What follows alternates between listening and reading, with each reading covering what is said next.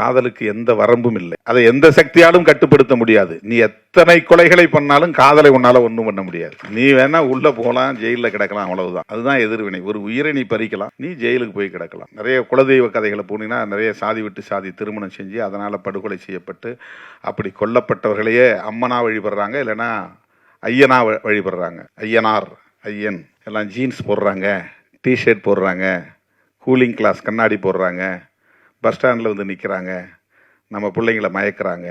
இதெல்லாம் அரசியலுக்காக பேசுவது. டிஷர்ட் போட்டால் பெண்கள் மயங்கிடுவாங்களா? கூலிங் கிளாஸ் போட்டால் பெண்கள் மயங்கிடுவாங்களா?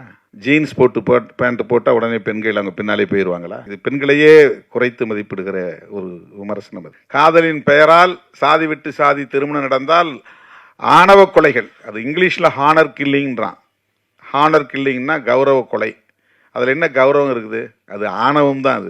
அதனால தான் ஆணவ கொலைன்னு இப்போ நம்ம அதை புதுசாக அழைக்கிறோம். பெற்ற பிள்ளையை 10 மாதம் சுமந்த பிள்ளையை, பாலூட்டி சீராட்டி வளர்த்த பிள்ளையை, கொஞ்சி குழவிய பிள்ளையை ஈவிரக்கமில்லாமல் வெட்டி சாய்க்கிற அளவுக்கு மூர்க்கம் வருகிறது என்றால் அது சாதியின் பெயரால் ஏற்படுகிற பித்துக்குளித்தனம். அது சாதி அவன் கண்ணை மறைக்குது, மூளையை செயல்பட விடாமல் தடுக்குது. பரப்பால நீ யாரு நான் யார், எனக்கு நீ சமமாக வருவியா, என் வீட்டு பிள்ளையை நீ வந்து மயக்கி இழுத்துட்டு போக பார்க்குறியா, இங்கே இருக்கிற சொத்தை பறிக்கிறதுக்காக நீ லவ் பண்ணுறது நாடக காதல் பண்ணுறியா?